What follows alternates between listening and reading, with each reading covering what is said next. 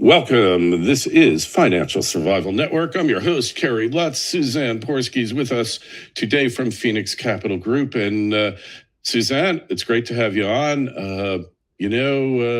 When I see numbers like the employment number this morning, a saying from economics in college comes back to me that economists have successfully predicted 5 out of the last 2 recessions. Yeah, there you go. Yes, 5 out of the last 2. Well, you know what? I think they're surprised today. They were expecting it to be about 1.79, and we came in at 1.78. Our previous week was at 1.77. So, and initial claims are only at 209,000. It still sounds like a lot, but it actually fell. So it's doing good. What this is all telling us from the economist perspective is that they're slow to fire and they're slow to hire right now. And so people are staying out of the workforce a little bit longer. And people like myself that are hiring, we're just getting a little bit more selective. And then we're not quickly firing. It's not moving like, it has in the past. It's funny you mentioned that. Like all the talk of AI, everything that's been going on, I was really thinking that these numbers were really going to start to explode. I mean, look, Facebook getting rid of 10% of their employees. Someone near and dear to me works there. She managed to keep her job, even though she would have liked to have been shown the door, but not really. But in any event, it works out good if there's people. Yes, it's good if there's golden parachutes or severance packages. That's for sure. Yeah. Well, when you're long enough, I guess they feel like they have to give you a little pat on the behind before they show you the door. Yes. But looking at the months ahead, because obviously whatever the market's doing now, it's already discounted this stuff 6 months ago, right? Correct. What's the market telling us for what's going to happen, in the fourth quarter, in the third quarter, and in 2027, because the stock market's a big discounting mechanism. And things are slowing down. I think people are just being much more methodical about all their decisions, because we are, with the geopolitical situations that are going on, everybody is moving just more cautiously, but it's still moving. And that's what I want to tell people. No, we're not in the, where things were, money was freely flowing and things where you got fired, you got hired. It's not going that fast, but it's still moving. And even though they keep talking about all the signs of a recession, we're not in one, as far as my perspective and what the economists are saying. So again, I think everybody is just far more cautious than they've been maybe a year or 2 ago. But it's still moving. And I love to see these numbers where they expect it to be worse than it was. And it's looking okay. Mm-hmm. So, it's just so interesting. Everybody's thinking that interest rates are going to head down. We're getting a new Fed chair, got a new Fed chair. The Powell regime is over. But numbers like this make you think maybe rates are going to go higher, or at the very least stay the same, right? Right. And they did go higher yesterday. They've higher than they've been in 2 years. So yes, again, it's causing people to take a pause to go, what is going on? And then I'm in a retirement seat. That's where a lot of my clients are at, is in or near retirement. It's putting the brakes on, but it's also causing other indexes or other opportunities. Your CD rates are going up, your bonds, there's different things that are being positively affected by this very slow, almost, and with the rates going up, the interest rates, like I said yesterday, they went up again. First time they've been up in the 2-year period. So yes, again, people are sitting on the sidelines and getting more conservative, but other doors are opening that have not really been enticing over the last couple of years. People have been throwing money at the stock market and just going on that ride.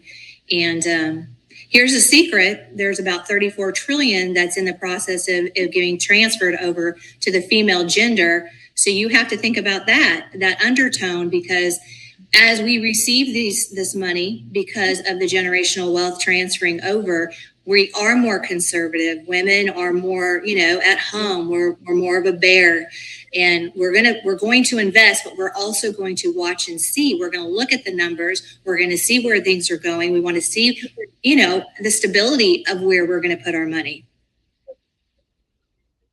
Gotcha. All right. So I guess the question is, where you do put your money, the stock market just going to keep going on and on and on and on, or are we looking at? Well, we're not looking at 2008. What happened? Yes, I don't think we're looking at 2008. That's the real question. Yes, I mean, I feel like that's our benchmark when you talk to people, that or, COVID. No, we're not there. Absolutely not. Yeah. But I do think that this is a time for people, especially near and in retirement, to take a deep breath and step back and look at the sequence of returns, because you don't want to be in this market when it's going down and then you have now created a paycheck. So now you're losing the principal balance, as well as taking off, money, making that paycheck every month. You don't want that. You want something that participates in the market. So you want some sort of a product that, that's where the reflection is, that index.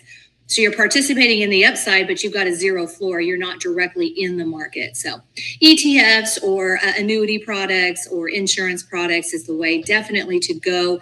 If you're looking at wanting to stay involved in the market and getting that upside, being protected from that downside turn that, can happen. So I think we're doing okay. We are in a very conservative time right now as we just watch what's going on in the geopolitical tension.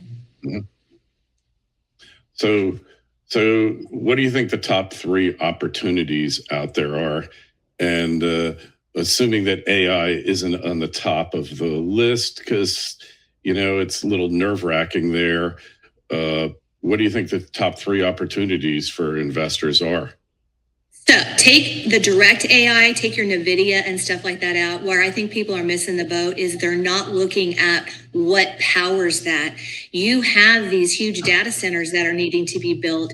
Look at the infrastructure that it's going to take. So look at AI, but then pull back and look and say, okay, what about gas and electric? What about those indexes? What is going to power that AI movement? Don't look at just the AI, the NVIDIAs and stuff like that. That's one of my specialties, is when, people come in and talk, I'm like, okay, now let's take a step back. I'm in Oklahoma. So years ago when marijuana was getting legalized, don't go out and jump on that. Pull back. John Deere, look at the dirt supplements, look at all that.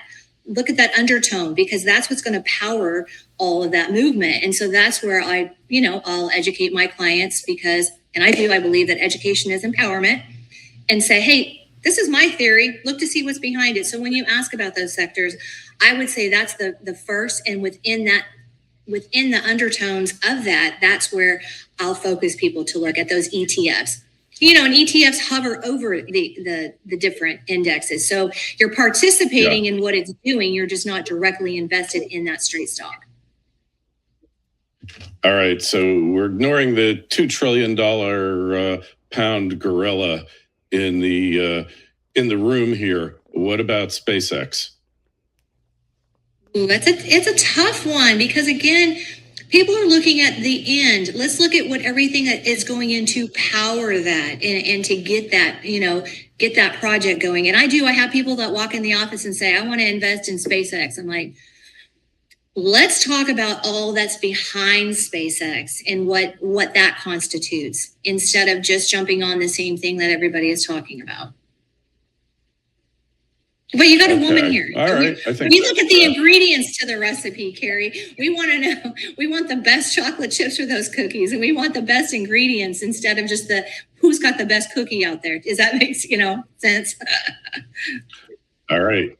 Well, I want to, all right. Well, we're going to have you back on in a couple months, and we'll see what's happened with that stock. Generally, if you can't get in at the very beginning, when these things go public, then you want to wait for a pullback perhaps, and then go into it, right? Yes, absolutely. or get an ETF. You're talking to somebody who was in banking for many, many years on the way conservative side. Then the pendulum swung, and then we come back in the middle. And I'm definitely one to look at a broader, easy in, easy out. But yes, you are correct. Kind of wait for the hype to settle down, and then maybe get in then stay. I'm a make your decision, get in the car, go on the road trip, and stay. Don't get distracted by all the nonsense that goes on. All right. So how do we find you? How do we connect with you on the web? And where's the best place? Well, dimetodiamondsradio.com is one place they can go look. And then phx.financial. That is my website. And all kinds of wonderful resources there. Also, they can make an appointment for a Zoom call, a phone call, or in person if they're local. So I want to thank you so much, Kerry, for having me on today. Oh, hey, my pleasure. Always love having new guests, especially people who know what they're talking about. And if you got any questions for Suzanne or myself, shoot me an email, kl@kerrylutz.com. Our contact info is in the show notes to this interview on financialsurvivalnetwork.com. Suzanne, we'll talk to you again real soon. All right. Thank you, Kerry. Have a great day. Bye-bye.